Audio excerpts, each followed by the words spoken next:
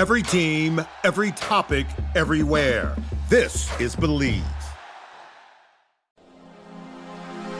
If you didn't know before, now you know why they call this the Fun Belt. I'm very excited about the Sun Belt. You know, while other conferences have been breaking up, our conference has become stronger. The state of Sun Belt football is the strongest in our history. I saw Fun Belt Conference, and I'm like, I don't know what this is, but I got to join the show. It sounds a lot of fun.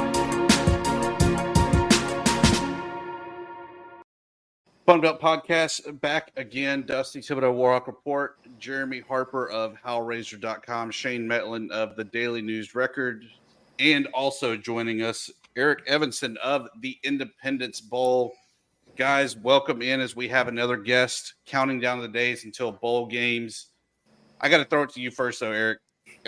Last year, you had a great game there. It was almost a red out with the Cajuns, U of H Cougars. How exciting was that game as we kind of look back to last season? That was a lot of fun. It was a great game. I think we had one of the best games of bowl season with it coming down to, I think, the last 20 seconds where Houston scored to finally win with 20 seconds left. It was really cold. That was the main memory. I think we kicked off at about 10 degrees. But no, it was a lot of fun.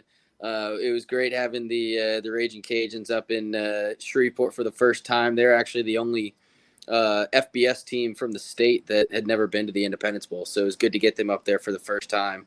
And it was a really good game, so a lot of fun. So even the mighty Green Waves played in the Independence Bowl? Yeah, they played in 1987 against Washington. So we've had them. We've had Louisiana Tech, had ULM, and then and then obviously LSU in the 90s. Had them against Notre Dame, and then finally got the Raging Cajuns up here. So we're in the middle of the season right now. How much of this action are y'all really watching from the bowl games as y'all try to educate yourself on the teams that have the potential of going to Shreveport? Yeah, we're watching a lot, kind of tracking. We know, especially this year, our primaries are Big 12, Pac-12, and then we have backups with Conference USA and the Sun Belt. So we're kind of monitoring what teams might be in our mix, especially from those primary conferences.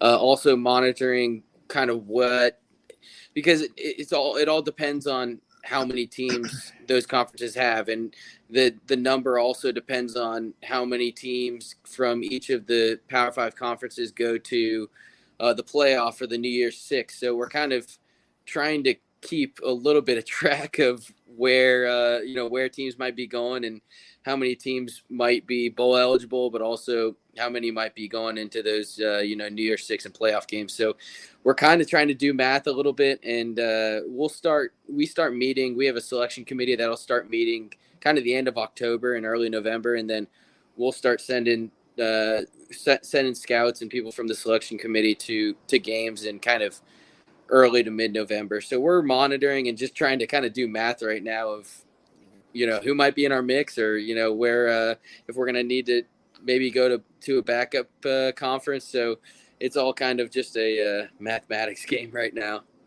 Speaking of mathematics game, probably the most important thing you're working on right now are the items in the swag bag. Have you begun putting those things together? Yeah, so we start that pretty early. We do a gift suite for the players where they need to, or they get to select. It's a certain amount of points based off of cost. So I think there's 7 points in the suite that they get to pick, and they can choose a 7-point item, or they can choose 7 1-point items and kind of mix and match. And then we're also doing I think we're doing an ice shaker bottle this year, a logoed engraved ice shaker bottle. We're going to do, last year we did bucket hats. I can't remember if we're going to do bucket hats again. And then we used to do watches, where I don't believe we're doing watches anymore. So we're going to replace that with another pretty good item. So we're going through it a little bit right now and trying to get those swag bags settled, because that's one of the most important parts for the players is, getting the swag. Yeah, I hadn't heard of the point system before. That's pretty cool to give them some options too. Yeah, it's pretty cool. And there's There's crazy stuff. Like I think one of the 7-point options is like a recliner. There's some stuff on there that you wouldn't think about. That's pretty cool. They're trying to sneak that on the plane somehow. I'm old enough I can remember going to the arcade and counting your tickets and like picking what your prizes you're going to take. So it's kind of what it's like, I guess. Yeah. You said you're keeping up with teams right now. How much are y'all keeping up also with conference realignment, knowing that really there's not really a Big 12, a Pac-12. It's the Pac-2, I think. So does that kind of factor into y'all's mathematic formulas? Not so much this year, but in the next couple of years, we're really monitoring it because next year our primary matchup is supposed to be Army against the Pac-12. So kind of working through that right now, and then now with the kind of the rumors that Army could be headed to the American possibly.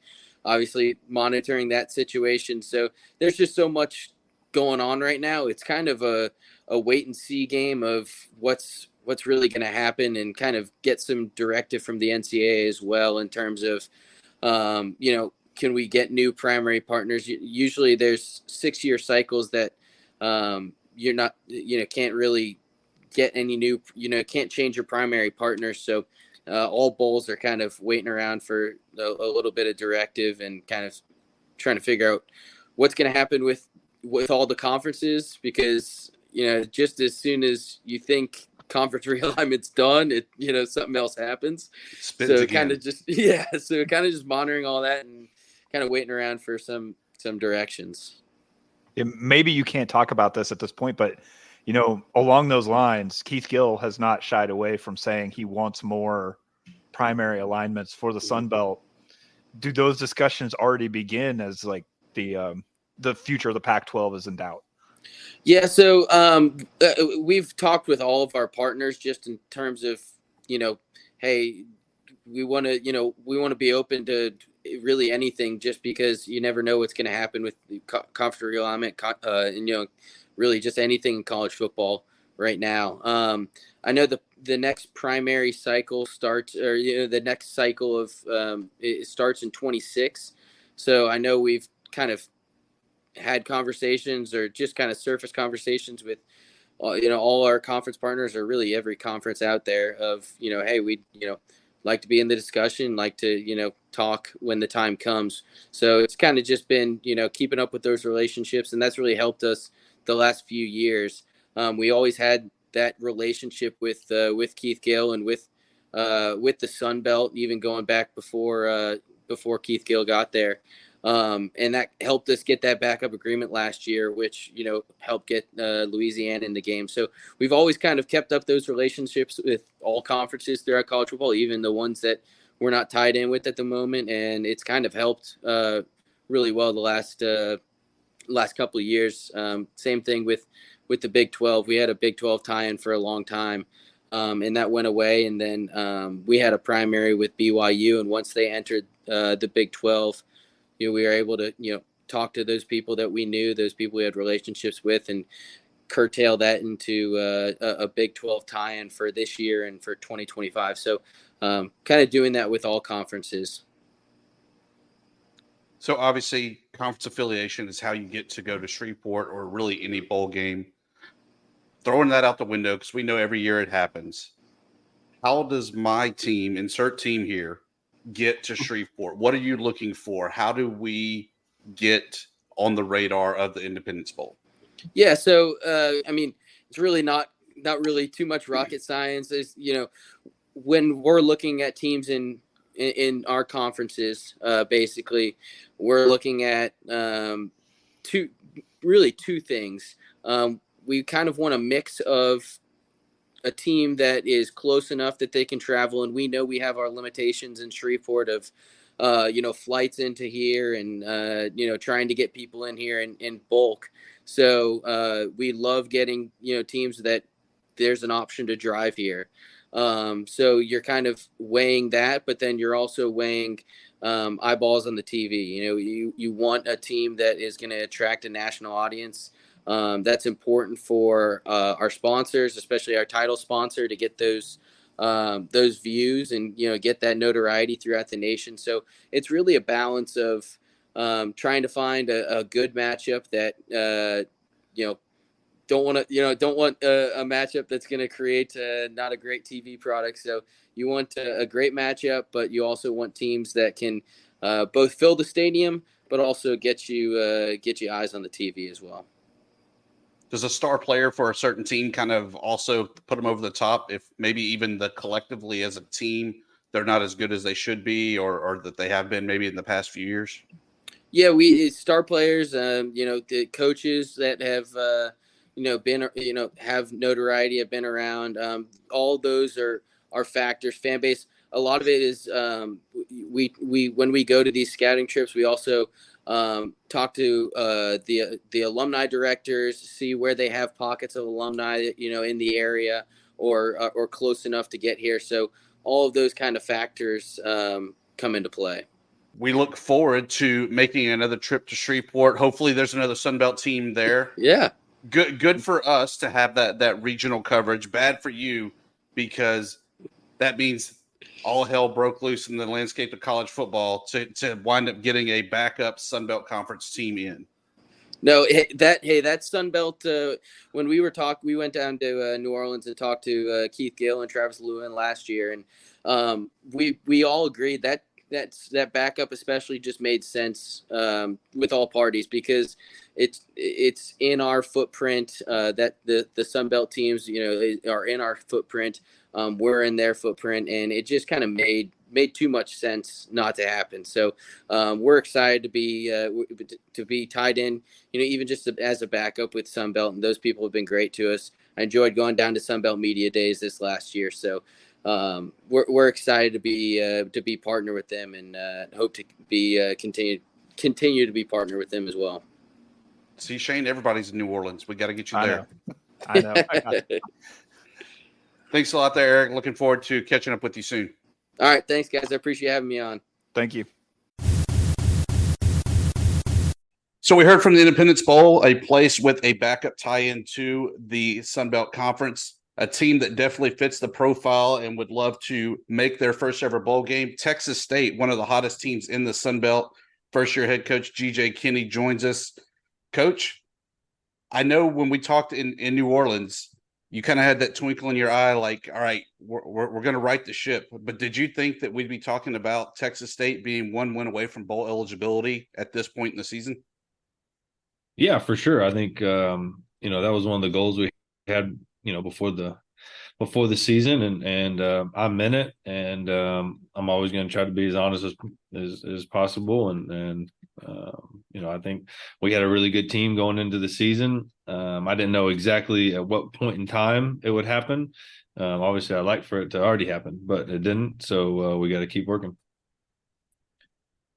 It's been kind of a tale of two halves there. You lose the close one there in Lafayette against the Raging Cajuns, but then able to really battle back and rally your team around a close win at home against an electric crowd there against ULM.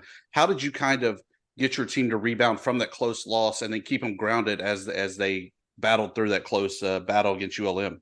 Yeah, that was obviously a really tough one, and but we have a tough group, and we just got back to work, and we were just so banged up this past week versus Monroe, and we needed this bye week to come, and really it's been really good couple of days getting our bodies right, doing a little bit of Troy stuff, but really focusing on ourselves more than anything. So we got a tough group, and we needed that Monroe win. Like, we just had to find a way. I told the coaching staff before, like, just find a way. I don't care what it looks like, just find a way to win. And so really excited and really happy with the outcome of that one. I think we both know that Texas State's the sleeping giant of the Sun Belt and really maybe even college football. How great was it this past week seeing that electric crowd against ULM? Man, that was unbelievable. I just got done with the press conference, and I told them, because they were asking, not only is it great for our current student athletes, like, that's awesome. That atmosphere, I've been to a bunch of different conferences, a bunch of different programs. that, I'll put that crowd and student section up against anyone. That was amazing. But it also helps the recruiting aspect. You have official visits, you have unofficial visits, and you have these guys looking around and seeing what's going on. And that Texas State place, that's really cool. They got great tailgates, they got great fans. So that was a special environment, a special atmosphere, and hopefully we can keep that going. So you mentioned the recruiting front. I think that was one thing that maybe Texas State was lacking in the past. Texas is a hotbed for recruiting, but really wasn't really capitalized by the Bobcats. How have you kind of changed that approach and really tried to keep guys home and even as your slogan says, take back Texas? Yeah, I mean, that's what we're, obviously there's a lot of things that go into being a head coach, but I think one of my strengths is recruiting. And I thought the same thing you did. Is like, you're in Texas, you're the only Texas school in the Sun Belt. We play an exciting brand of football in San Marcos, and what we have to offer these kids is really top notch. And I think guys are starting to see that, and our recruiting is going really, really well right now.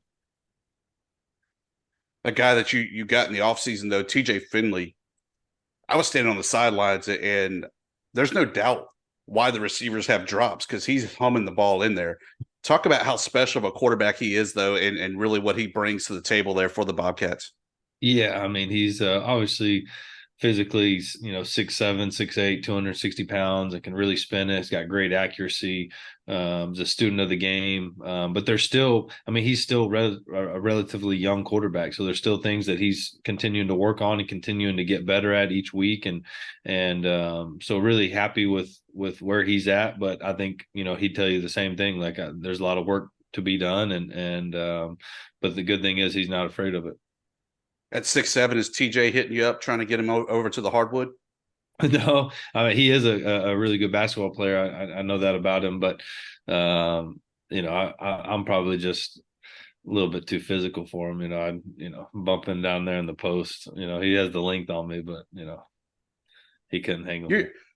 You're a guard, and I know coaches always would like to play their kind of old man basketball games. Yeah, sure. You have a pretty good shot there, maybe where TJ wants to get you on the floor as an assistant. Yeah. I mean, give me like a couple of games, give me a little bit of a warm up, and yeah, I can make something happen. But yeah, I mean, I don't really work out that much anymore, but I can still run around and go up there. I don't know if I can still dunk it, but I could get close. That's impressive, Coach, because I've seen you. I promise you, I would not think you're a dunker. Oh yeah. I get up there, and I played NFL receiver and DB. I can move around a little bit. A little fair. So can you play shortstop? Is Trout trying to get you out there to field some ground balls also? I did that quite a bit when I was younger. I think that would probably be easier than hitting a curveball right now. But that baseball, man, that's tough now. That baseball is tough. It's a little bit harder than basketball. Big game after the bye week. How do you keep your team motivated and going down the stretch, knowing that you have two great home games coming up there with Troy, Georgia Southern before you hit the road for a pair? And then obviously it looks like South Alabama is really the team that's kind of sneaking up on people in the West to close out the season. Yeah, we got a really tough schedule ahead of us. But I think for us, obviously this week focusing, on ourselves, the academics and intro into Troy, and then just really focusing on Troy. They're so talented and so well coached that, you can't obviously look past those guys and look at the rest of the schedule. So we just have to focus, and that's going to be true for every opponent that we have moving forward. It's really exciting, to be honest with you, for us in this program to be where we're at, and every game from here on out is going to be, can we get that 6-1? And then if we were able to do that, and then, go 1-0 the next week, can we get the 7th? Can we get the 8th? We're embarking on some new territories, and that's always fun as a new program, getting into those type of heights. 7-5, the best record ever for Texas State in the FBS era in 2014. Can you get to 8, Coach? That's the key question. Can you get to 8? Oh man, I'm not sure. Like I said, the Troy, those guys are unbelievable. So all our focus is going to be on those guys. They're I think, I haven't got to see every opponent on film in the Sun Belt, but it's going to be hard to find someone better than those guys, and especially where they're playing right now, and their D line and their DBs and the running backs and the receivers and quarterback. I mean, they're loaded almost everywhere. So, and plus they're really well coached. So, I'm just glad we have them at home. We have a chance there at home. Coach, I appreciate your time, and looking forward to seeing the Bobcats get win number 6, 7, 8, and beyond, and definitely trying to catch up with y'all in the postseason at a bowl game. Yes, sir. Thank you.